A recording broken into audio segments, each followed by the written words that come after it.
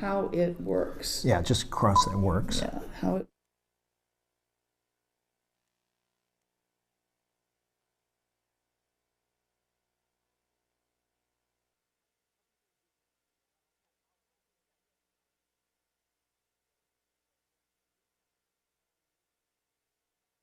For 34 years. Where'd you live? I lived for the first 7 years or so. I lived in Queens. I lived in Queens. I was in Flushing. I was in Astoria, and I lived in Flushing. And I lived in Flushing during Son of Sam. I was out there all the way at the end of Flushing during Son of Sam.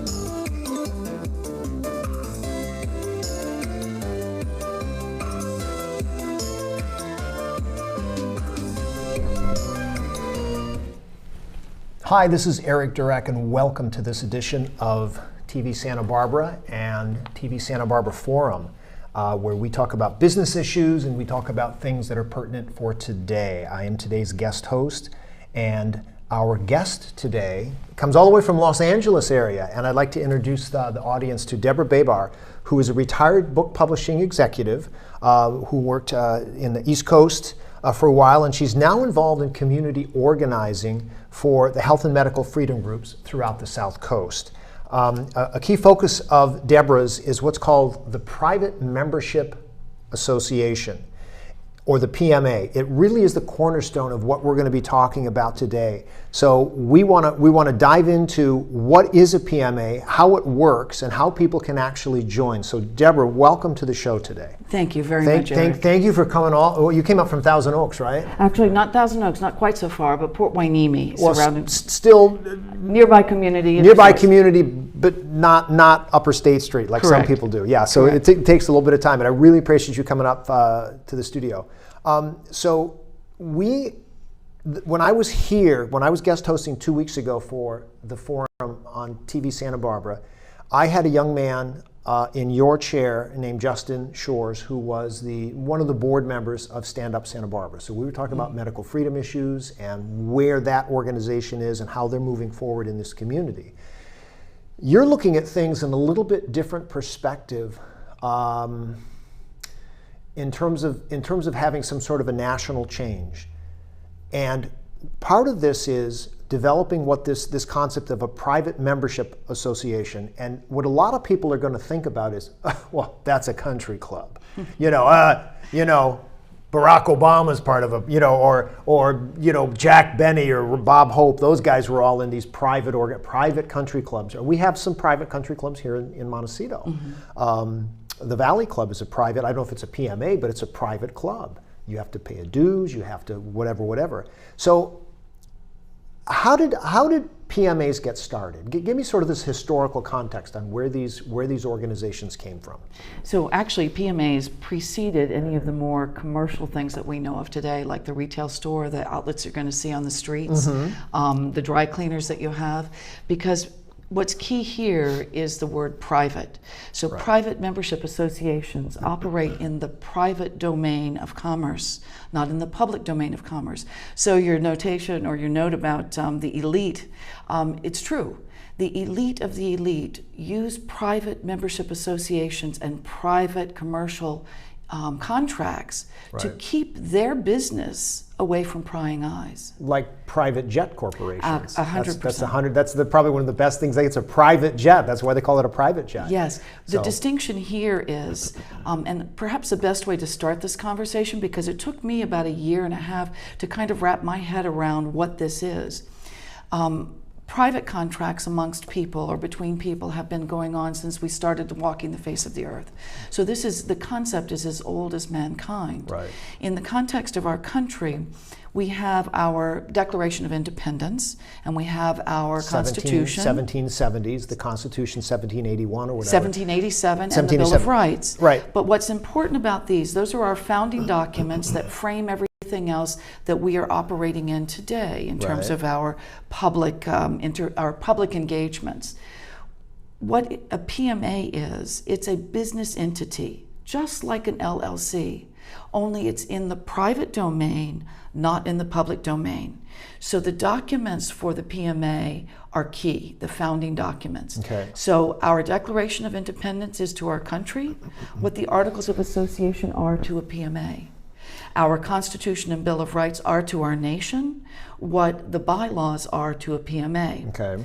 What's important about this is that in our country, it details our founding documents detail that the structure of our government, from the federal to state to local, county, municipalities, all forms of government in the United States, legislatures make the laws. There are no enforcement mechanisms within those laws. The enforcement is charged to, or the responsibility of, the executive branches of governments. As a result, all of that is constituted by our founding documents mm-hmm. to manage the conflict amongst the public populations that may have cultural differences or differences of opinion, but it's about managing the public interactions of right. individuals.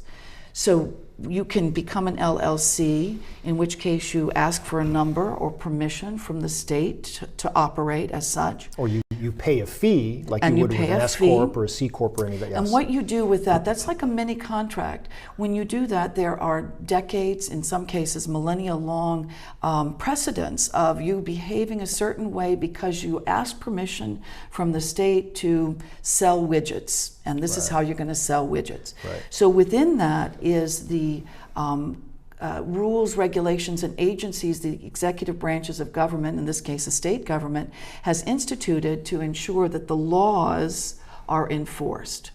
But they're enforced on the public through those rules, regulations, and agencies, like an FDA, like a health department, like the CDC, like OSHA. Right, but I have to remind you that the CDC is not a government agency. That's exactly what I'm saying. Is right. that, and I'm sorry if it was a little confusing. So what we're talking about here is the executive branches of government are supposed to create rules, regulations, and agencies. In this case, the executive branch of government right. created the CDC. They created the FDA. They created the EPA. Right. They created the OSHA. Et cetera, right? et cetera, et cetera. Right. Exactly. Right. So those that we often think of them as quasi-governmental because they're not government in that they're not part of the elected body, which is what our government is, but they're part of the tools the executive branch uses to enforce the laws on our land. Right. Now, when you take and you move your entire bit of commerce into the private realm, into a PMA, and you deal only with your private membership, it is like an extension of your home. It is like an extension of your dining room table. You have an Uncle Jack who is a doctor, an MD, and comes over for dinner, and you say, Uncle Jack, little Mary has a sore throat. Could you take a look at her sore throat? And Uncle Jack says, sure, I'll take a look at her sore throat. And Uncle Jack says, oh, this looks like the XYZ that I've been seeing come into the office the last 2 weeks. Right. I'll tell you what, get little Mary, you guys come to my office on Monday and let me give you a prescription. So what that MD has done in the privacy of the home has diagnosed that child with a particular something. Yeah.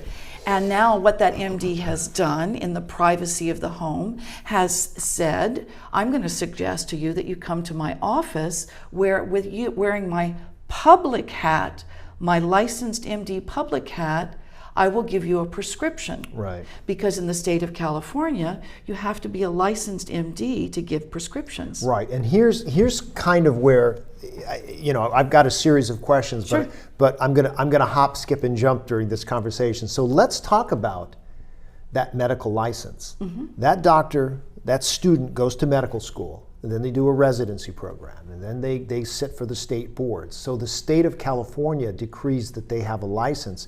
And now what we're seeing across the entire United States is that doctors are being told things about COVID mRNA gene therapies, et cetera, which most people think of as vaccines. And one of the things that I found very interesting is and I'm going to pull this up now, this is an article from the Ventura County Conejo Guardian newspaper. And this was online, and what's happening in Ventura County, which is just north of Los Angeles, is that nurses are being told, nurses and doctors, if you don't get your I'll call it vaccine, but your messenger RNA shot or your J&J shot or whatever, we're gonna terminate your contract, which I believe is in violation of the law. I also believe it's in violation of HIPAA laws. I also believe it's in violation of California right to work laws, and it certainly is in violation of the contract that the nurses union has with the hospital. So it's in violation of a lot of things, but we're seeing the courts rule in favor of these organizations. So these licensed practitioners are now choosing to not be involved with this public hospital system, which is what you just spoke about. And I want to just read just a couple things here, is that the doctors are not reporting to the VAERS system, which is the Vaccine Adverse Event Reporting System. No doctor will admit that it's vaccines that are causing problems now in patients.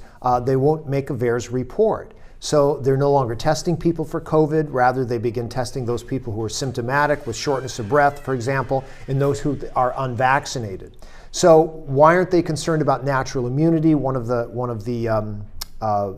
nurses says, the quality of healthcare, she says, in California is rapidly declining. They cite serious mistakes in surgeries, chronic understaffing, the loss of veteran nurses due to the mandates. And she says this onslaught of what I call newbies, she calls them the new girls, who are green at the gills. She says they're part of now this whole issue. They don't understand the differential diagnosis. They cannot help the doctors. Things are not going well. But on the last page of this article, Susan writes, this nurse writes, they also speak among themselves of building private membership association hospitals where unvaccinated people can go to work.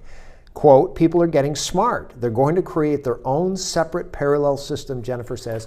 Holy cow, Deborah, look what you got yourself into. That's an amazing article. This is a really well-written article by Joel Kilpatrick, and I actually wrote to the Guardian yesterday when I printed this out, and I said, this is a really, really strong article, because you don't hear this side of the, and there's a lot more to it about the problems in this hospital system, the problems with their constitutional rights.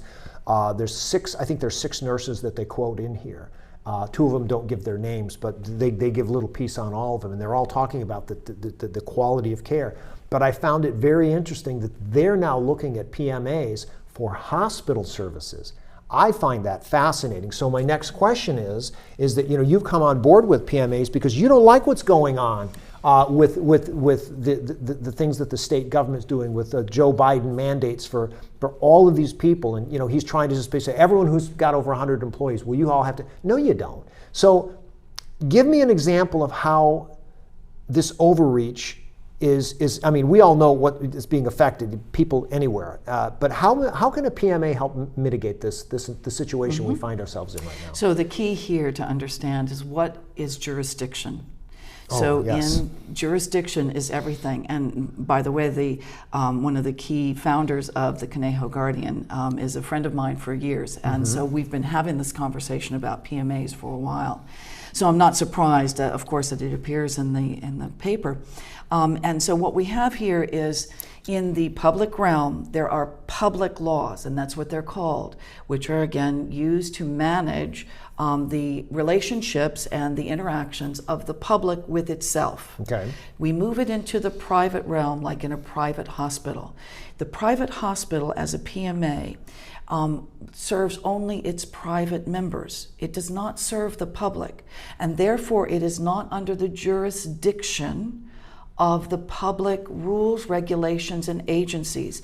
It is not under the jurisdiction of the CDC. It is not under the jurisdiction of the health department. It is not under any of those jurisdictions, because those are constituted to manage the relationships amongst the public, from one public to the next. The PMA, when dealing only with its private members, its jurisdiction or its governance is through its founding documents. And those founding documents, well-founded documents, would detail how issues or conflicts are resolved within the PMA. An example of this that I think might resonate with the audience would be this. Let's take a restaurant, because this applies to any industry, the private membership association concept, any industry at all. A restaurateur. A restaurateur, let's say he has a restaurant that seats 30 people. And he has a license to serve alcohol, he has a license to open a restaurant from the state, and now he serves 30 people. The health department comes and says, I'm here to inspect and see that your refrigerator is at 33 degrees. The health department has a right, has an authority to come in because it's a public accommodation. Right. They asked for permission to open a restaurant from the state. They asked for permission to sell alcohol from the ABC board. And so now they come in. So they and have to check. abide by the rules Now, that they actually agreed to at the beginning. Exactly, because it's about contractual, and jurisdiction. Exactly. That same restaurateur has a home and invites 60 people, twice as many people as his restaurant holds, to come to his private dinner at his private home. He now serves them, all 60 of them, twice as many as in his restaurant. The health authorities have no jurisdiction whatsoever to come into his house and say, I'm here to check the temperature of your refrigerator. Right. That is a really excellent illustration of the public domain versus the private domain. Can I ask a sort of Sure. a hypothetical about that same restaurateur?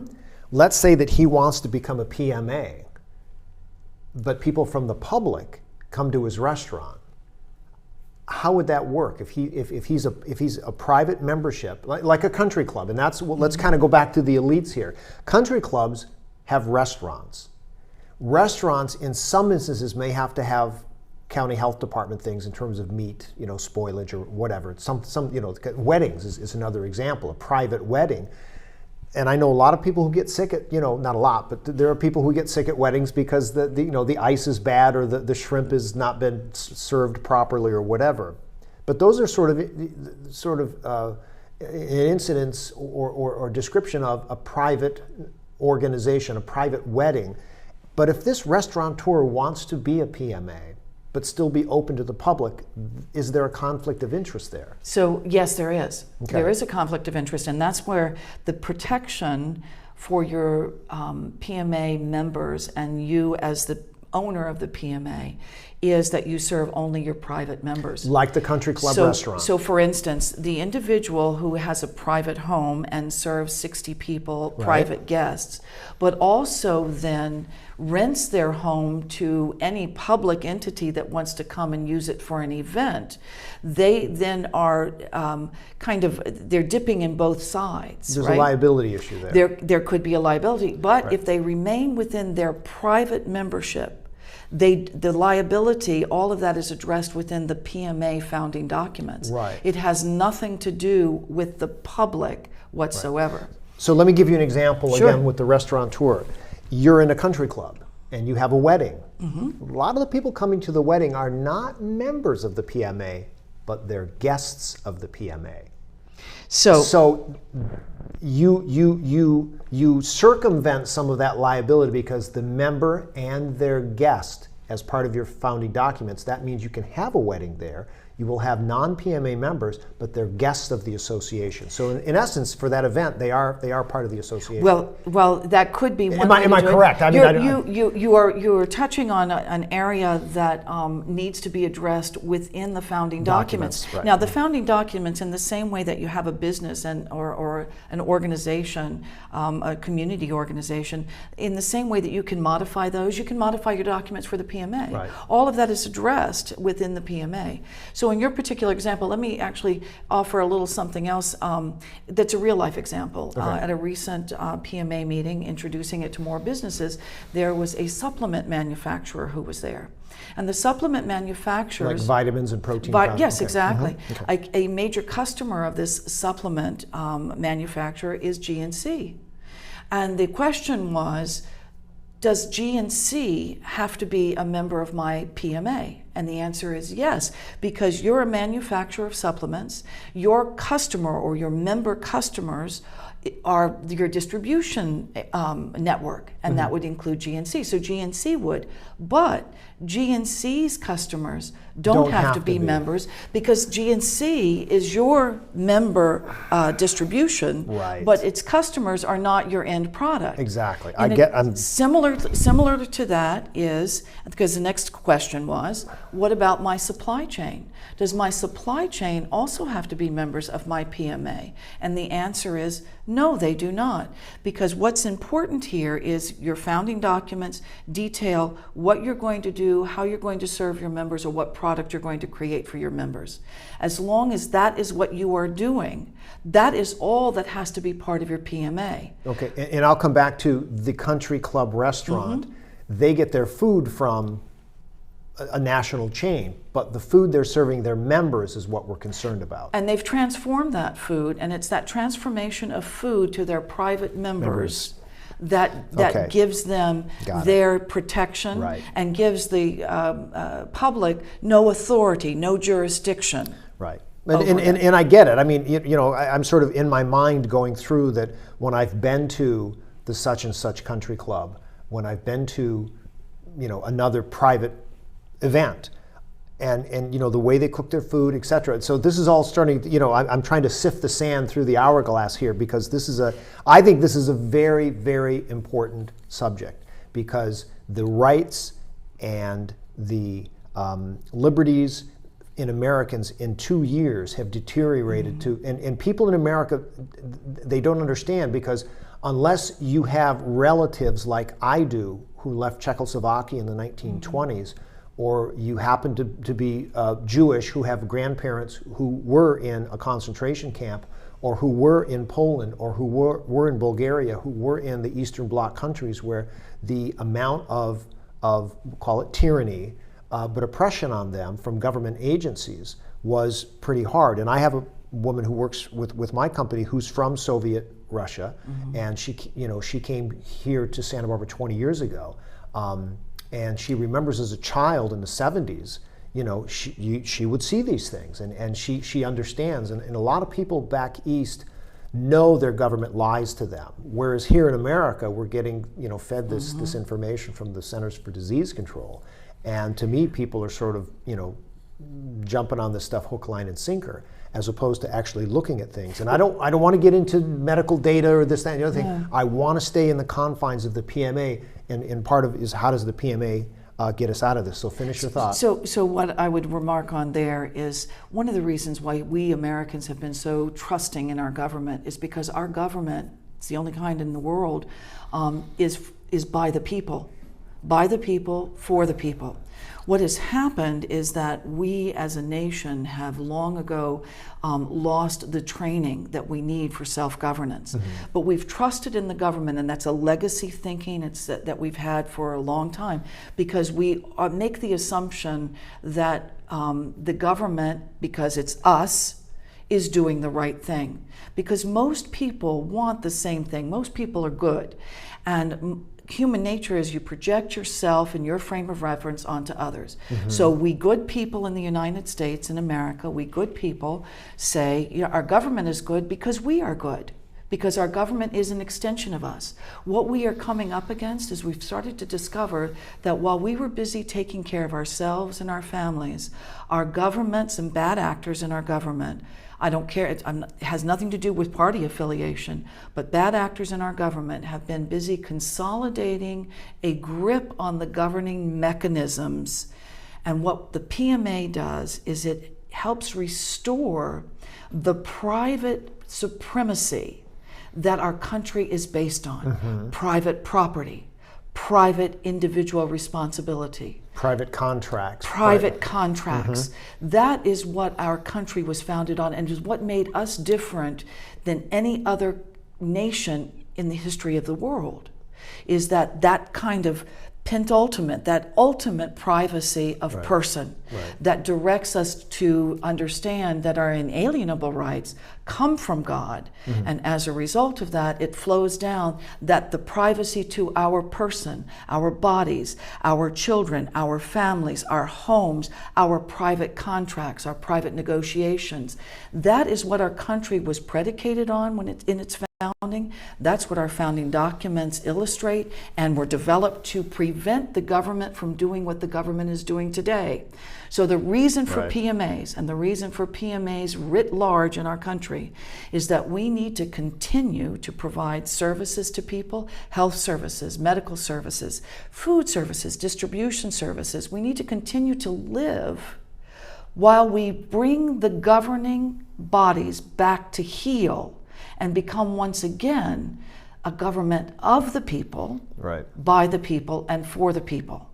And so we do that by really inhabiting the private realm of commerce, the private domain, and that takes us out of the jurisdiction of the public rules, regulations, agencies, mandates, executive Well, orders. that's my next question is how can we not be a part of a COVID mandate? Is a PMA subject to the jurisdiction of a COVID mandate? No, not at all. Even under emergency authorization? That is correct. It's not at all. The only way it could be potentially that way is if it were ever argued successfully in court that somehow the PMA was a danger to the public. That is the only way that they would then be able to claim some kind of jurisdiction over the PMA. Cocaine running. They get some. Precisely. It's like Walter from the television show where he's the chemistry teacher. Breaking Bad. Where he's got the cocaine and the money in the back of his house. So I can understand that. But COVID mandates is something that is not really even law. It's just somebody says so. Exactly. So, and this is where I think a lot of people are still, especially here in California, because in one of our conversations I said I traveled around the country in June. And most people in Texas and Iowa and Nebraska and even in Michigan are really sort of over the whole masks and this other thing. But here in California, it's still being, and that's why I'm so excited about this whole PMA mindset. Is that you can just say you have no jurisdiction here. This is not something that we as an organization or an association will either tolerate or whatever. So let me illustrate. I hope this will help to clear up a couple of things. You talked about clubs, private membership clubs. Like a country club. So like a country club. Well, in Texas, for instance, there are lots of dry counties where you're not allowed. The county rules and regulations say you can't serve alcohol.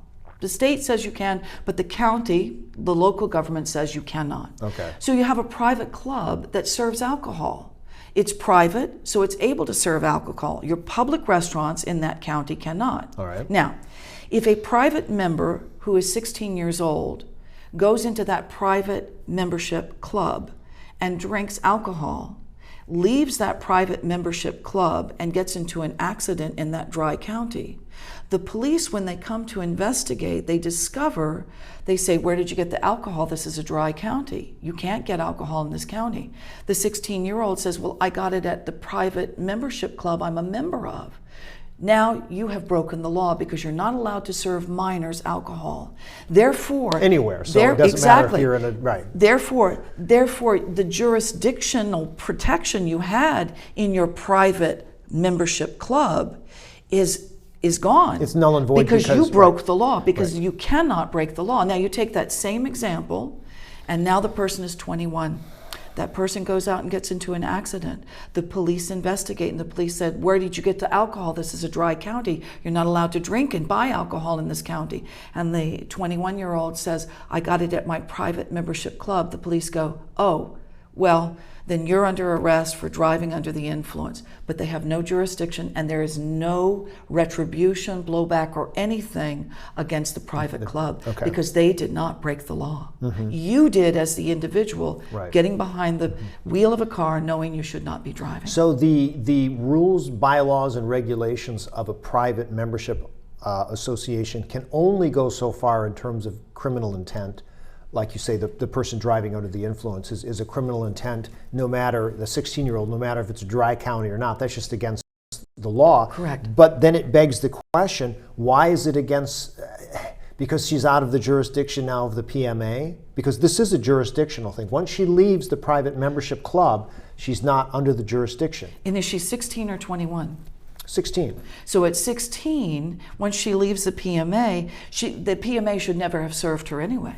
Right. So now that she has left and is stopped for drunk driving, the police, when they discover that she got the alcohol in the private domain, now they can pierce the private domain because right. the law was broken. Right. But when they investigate that same situation with a 21-year-old, the law has not been broken. Right. You're allowed to serve a 21-year-old liquor. And it's the individual, the responsibility of the individual who broke the law, not the PMA. Right. And that's the big distinction okay. in that regard. So when we sort of look at criminal intent or criminal negligence or criminal anything, that pierces the application of the PMA. We have to be careful about the choice of words because criminal intent is something else again. Criminal, like I say, the driving under the influence as a 16-year-old is a criminal offense. It's a criminal offense, right. and if you aided and abetted that criminal offense by serving alcohol to an underage minor, right. then yes, you have liability. Right. Okay. So but instead of intent, I'm going to say liability. So right, you have liability there. But if it's a 21-year-old, you don't have liability because you're a private entity that can serve alcohol because you're private only to your members. You serve only to your members. And the individual, when they left as a private member, they got into their car, they carry with them personal individual responsibility as a 21-year-old for turning on their car and driving under the influence. Right. Well, I think that this is an interesting concept because of the word personal responsibility. And one of the things that I'm seeing in America right now is grown adults who are not taking the responsibility for raising their children, just let the doctors do all this stuff, vaccinate them, mask them, or whatever it's going to be, their own personal responsibility. And I actually see a PMA as basically, if you're going to structure bylaws, you're going to have to conform to these as an adult. There's just certain things about a private membership. And I'm going to continue to go back to that country club, because by God, if you ever do anything against that country club, you're out of there. You know, they have specific rules and regulations. And some of these country clubs, and my wife's parents were members of a country club in the Detroit area for 60 years. Mm-hmm. I mean, literally, since the late 50s, they were members of this country club. Now, they're both passed away right now, but it was interesting to go in there and to see, like, you know, part of this thing is this, you have to wear a sports coat, you have to have a dress code, you have to do certain types of things while you're there. There are certain rooms that only men can still go into, which I find very interesting. So they have their own rules. It's like, well, wait a minute. As a woman, I got to go wherever I want. Well, not here you can't. And that's true. And you abided by that when you joined the association. Correct. Now, there can be, and where some of the piercing of private clubs occurred is after the United States passed laws against discrimination for race. And so you cannot discriminate on race, sex, creed, religion, those kinds of things, because that's against the law. So now in a private organization, a PMA, if you say, I'm only going to make my private members all have to have blue eyes, or my private members all have to have brown eyes, if that is your criteria, if somebody makes a successful lawsuit for discriminating against everybody that doesn't have brown eyes, they have to take it to court, and you would have to appear in court. And if the judges then decided that yes, you are discriminating for eye color, then you have you have now broken the law. Or in the case of a country club here in Southern California that discriminated based on the color of the skin. Exactly. And got away with it until maybe 20 years ago, just because there were a couple of things that you couldn't be to join this club. I found it very interesting because I said, well, this is 1998 or whatever, and they're still doing this. And they're like, well, theoretically they're still breaking the law, but it was so entrenched. Anyway, so there's going to be a next round of mandates. One of the things that I see with this whole mindset here in California with the mandates is that the data say one thing, the scientific situation says one thing, but the political winds are blowing in another direction. And one of the things is, mandating vaccines to children 5 years old, which there's absolutely no scientific data that would elucidate that a child at 5 years old is going to catch COVID, is going to spread COVID, is going to have any medical aspects about COVID, but yet they want them to get vaccinated. Now, I have my own theory about why public health officials are doing this, but that's not germane to our segment today.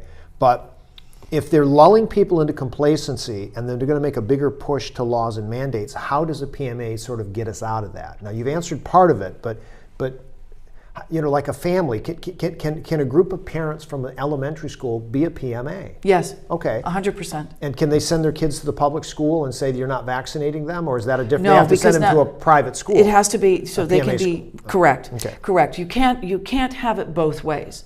And something that's really important to understand that I've gotten that's confused a lot of people, business people especially, is that this is not about avoiding anything. This is not about circumventing the law. This is not about not paying your taxes or anything of the sort. This is about operating within the private domain based on the contractual agreements that are instituted or constituted by virtue of your founding documents in the PMA.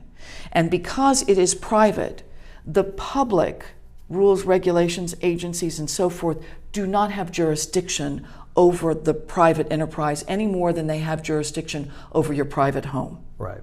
And I or think what you do in your private home, as long as what you are doing is lawful. Now, another example: if a neighbor called because they said to the police, "I hear that it sounds like somebody's being murdered next door," and the police come and knock on your door, and they open the door, they can't just come into your home. That's private. Right. They come to the door, they say, we got a call from a neighbor saying that they sounds like somebody's being hurt here. Is anybody being hurt here? And the individual says, no, I just had the TV up loud, right? The police can't then say, I'm coming in to just make sure that you told me the truth. They're not allowed to do that. Well, even though they try that on a regular basis. They might try that, but the reality is, if they did, they could go to court. You could go to court and prove that they're not allowed to. They're hundreds and hundreds of court cases that sustain your privacy to your home. Now, in that same situation, if while you're standing there talking to the police, somebody comes up behind you and the police see that individual has a black eye, a bloodied nose.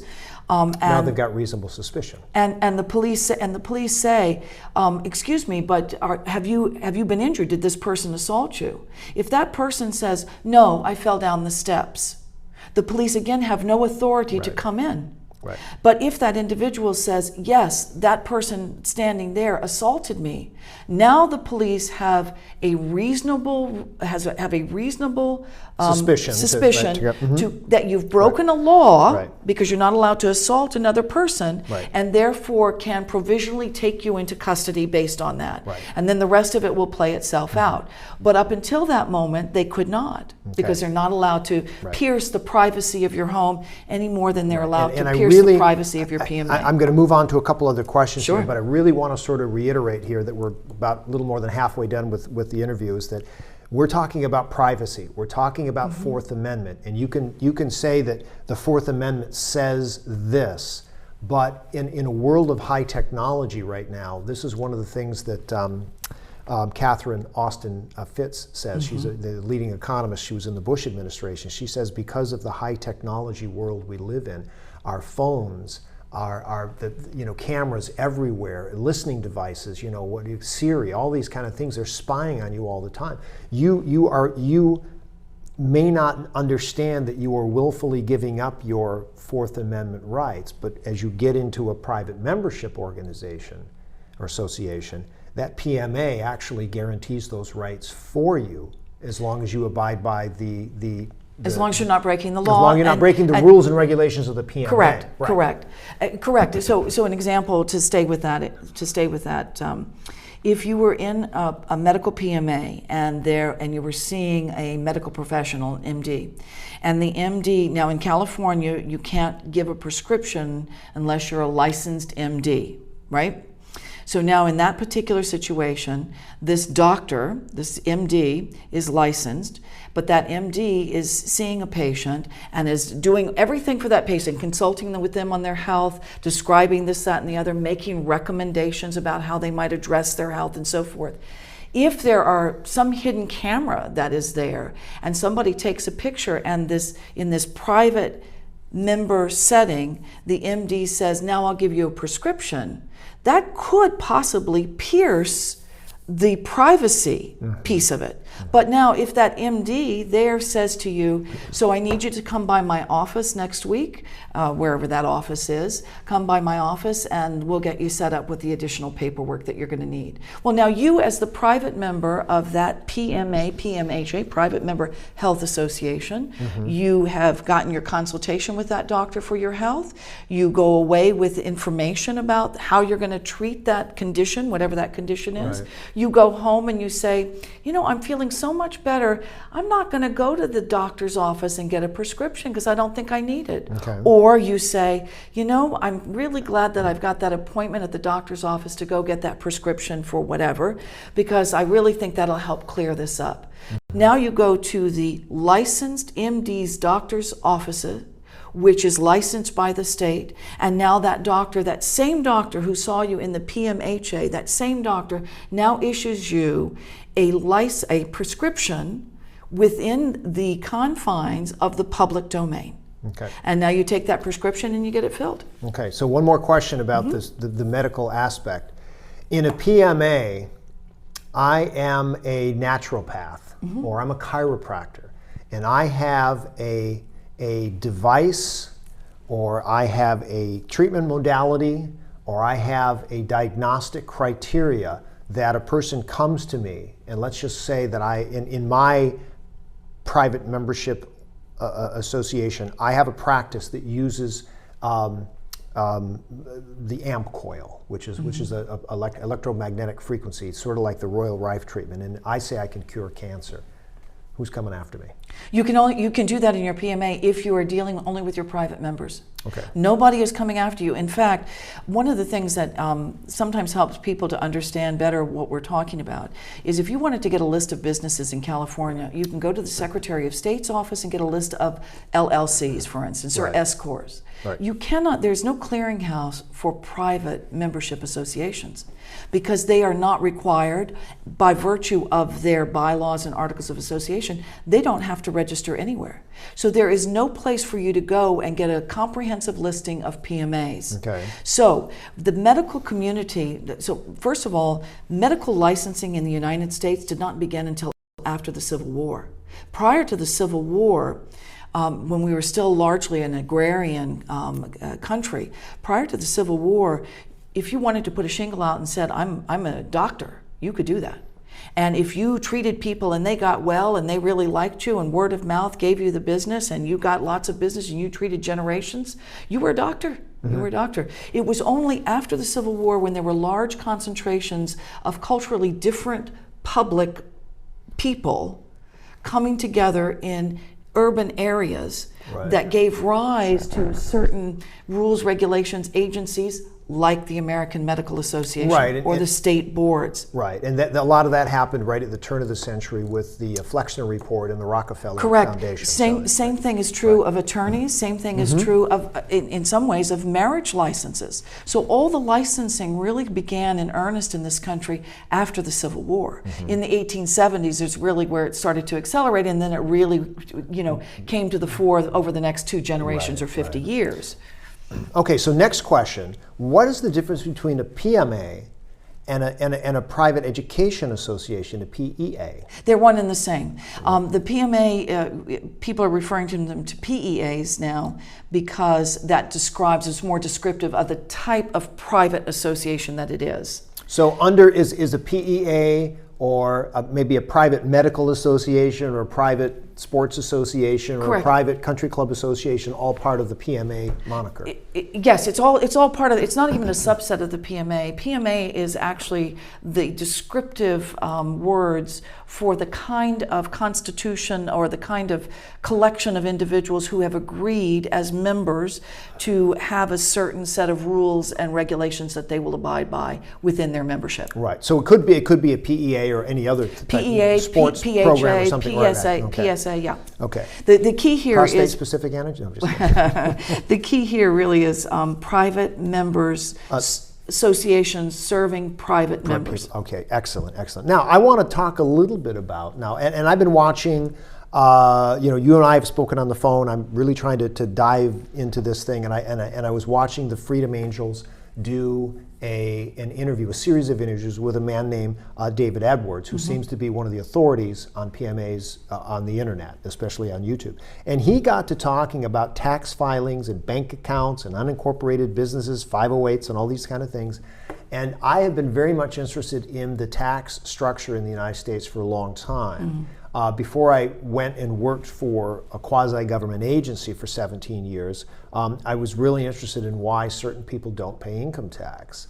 And he actually got into this, and he said that in a PMA structure, and I want to read this exactly, he says, if you do your initial documentation and you do which would not sort of be tax filings. So in other words, you sort of put those to the side. You have no tax liability, so therefore you have no need for an accountant. It's different than a bookkeeper who just keeps tracks of these private transactions, but you don't need to have an accounting firm because the accounting firm is really your inroads to the IRS. And he says you don't really need that if the transactions that you're doing within the private association are private. And I would take this, I'm going to be really simple here, Deborah, that my son wants to cut the grass. Son, you cut the grass, you get $5 every week. Okay, that's between me and my son. He's not going to pay tax on that because he's just not. He's 9 years old. My son's older, but I'm just saying that over the millennium, dads have been paying their sons or their daughters, a certain amount of money to cut the grass every week, and it's a private enterprise. There's no tax. I mean, the IRS would love to tax them on it. I mean, tax everybody on anything. Let's take it out of the family for a moment, and let's think about the kinds of private contractual obligations that most people are familiar with. Maybe you have somebody that cleans your house. Okay. Maybe somebody walks your dogs. Okay. Maybe somebody babysits your children. Okay. Those are all private transactions. Right. Now, if you have signed a contract with a babysitting service or with a dog walking service or something like that, excuse me one moment. Okay. I'm surprised that I thought everything had been turned off on my phone, excuse me. But if you have that kind of contract, then you have signed a contract with them, and that governs what you do in the exchange of money. But it's still a private contract. It's a private contract. But now, most of us don't have private contract. Most of us, it's a shake of the hand. It's a word of mouth. Right. It's a my word is my honor kind of thing. Right, like the babysitter. Yes, exactly. Because now, if the babysitter makes $1 million babysitting, it is incumbent upon that babysitter to handle that babysitter's tax liabilities if that babysitter has any. It's not your responsibility. It's not yours. But I'm going to come back to the transaction in and of itself was under the jurisdiction per se of the PMA. Why is it anyone else's business? Why is it the IRS's business if that woman made $5,000 a year or $905,000 a year? So here's the thing. In our country, we collect taxes that should be used, not to say that they aren't, they're misused dreadfully, and we should not be paying nearly what we are.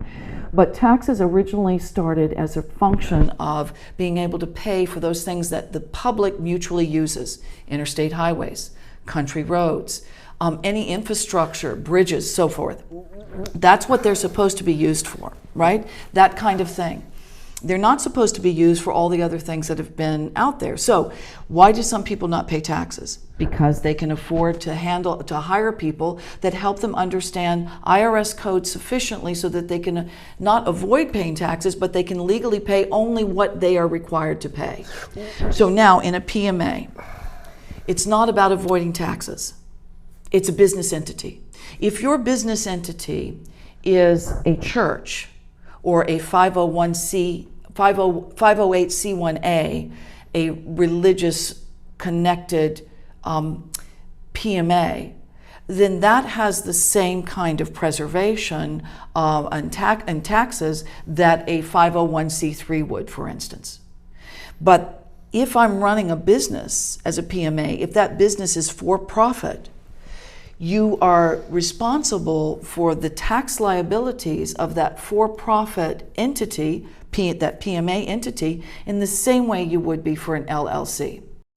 Now, if you make enough money to hire the kind of accountant or CPA that can help you pay only that amount of tax that you should be paying, and no more and no less, fine, that's fantastic. Right. But you don't become a PMA because you don't want to pay taxes. That is not the purpose of it, and I encourage people to get that out of their minds, because this is not about breaking the laws, it's not about avoiding taxes, it's not about avoiding anything, it's about participating fully in the private life with other private individuals. Right, and I understand that. And I would think that this would be, the whole taxation thing would be an entirely separate issue, because one of the things that I've been able to glean about taxes is that there's a lot of things about taxes that people think that they have to pay, that from a jurisdictional standpoint they do not. But I don't want that would be like the next hour thing we have. So the last couple questions I have here is these, because one of them was here is that, you know, the state taxes. It seems that they're not under the jurisdiction. If you're not under the jurisdiction, why would there even be need to file income taxes? So if you're doing a business, and I want to stay with a babysitter. If you're a wealthy family and you're paying this woman 6 figures to babysit your family all over the world, and I knew personal trainers that would travel with people, and they would literally make 6 figures working with these people because they would travel all over the world with them. So, staying with the babysitter, if she doesn't file taxes, nobody knows that she's made any income. Okay, so that's her personal thing, and I understood what you just said. I 100% I understand that.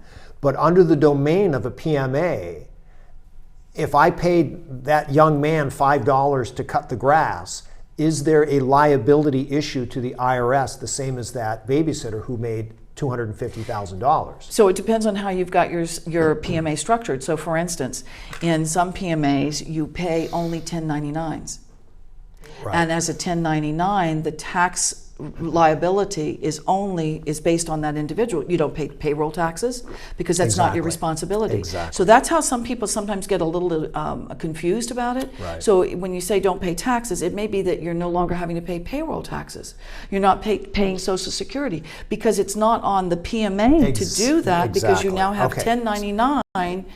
individuals, member 1099 individuals. And that makes a lot of sense because again, a nonprofit, there was years ago, the Health Club Association of America, which is called IRSA, was really, really upset because the YMCAs and the JCCs and these other nonprofit entities were not paying their fair share of taxes. And everyone's got this whole thing on television about, well, they're not paying their fair share.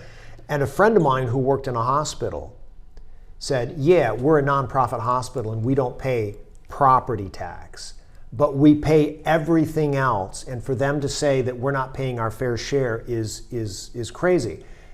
And he went on to sort of deconstruct what they're saying. So part of what I'm seeing here with the PMA and its affiliates, the PEA, the Private Education Association, and the PHA, the Private Health Association, which again, Mr. Edwards talks about natural health programs, natural law, faith-based organizations, et cetera.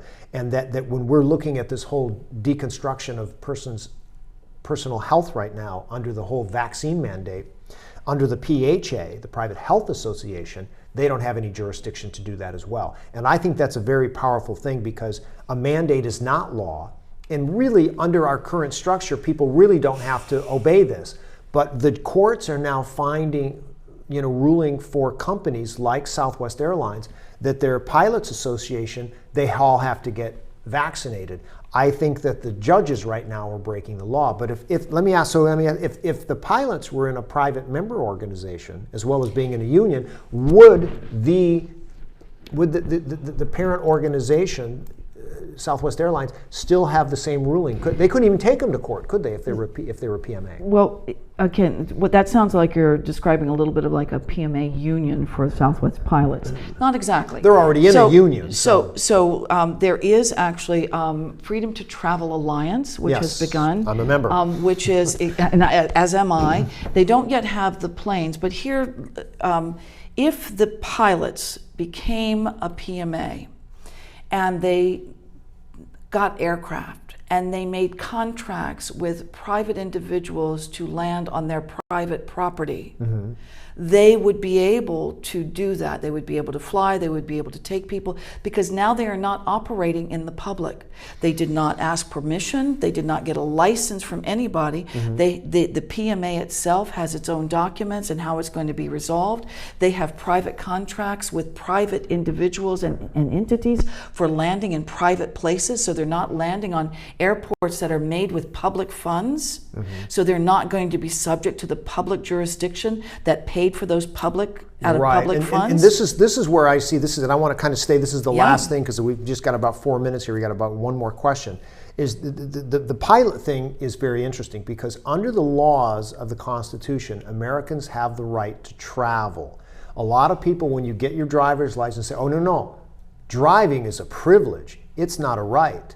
And now what I know about the law, I would come back to that insurance agent when I was as my 16-year-old self and say, "Excuse me, Mr. Insurance Agent, traveling is a right, not a privilege. I can go wherever I want. And if I have a private automobile, I can take that private automobile wherever I want. Even though you say that the highways are public, the right to travel supersedes because you're already paying property tax." Okay, so it's like I still have that right.